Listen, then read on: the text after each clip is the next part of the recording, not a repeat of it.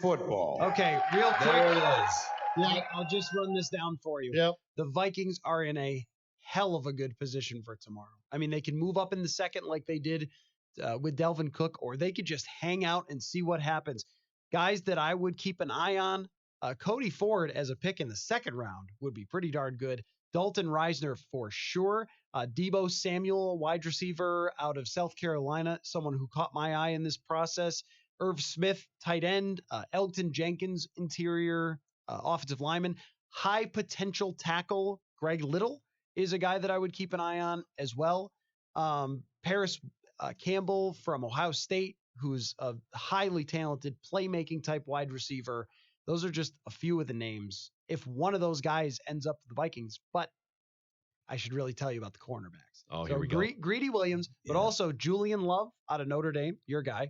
Someone that Doogie said that the Vikings could be interested in, Lonnie Johnson from Kentucky. He's one of those lanky guys.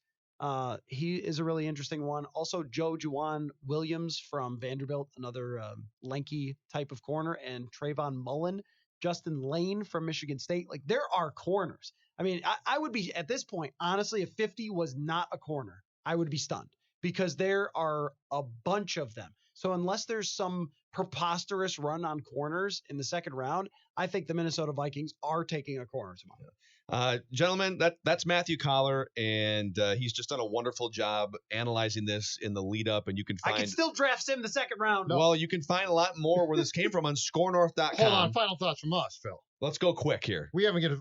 Hold on a second here. Hold on, wait. Isaiah Johnson too. Doogie text me. I'm pulling my hood up. You got to put the hood up for the final I'm putting thoughts. the hood up for this one because it's going to be deep. Can you do it in Palpatine I got voice? a couple. I got a couple.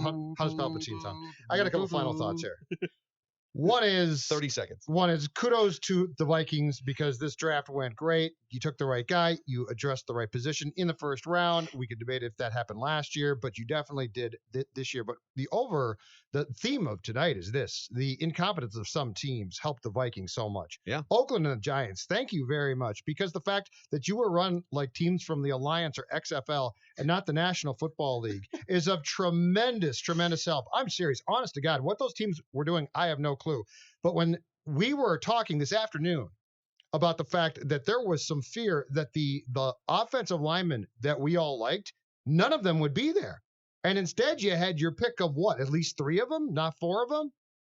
So congratulations to the Vikings for pouncing and taking advantage of the opportunity that was presented.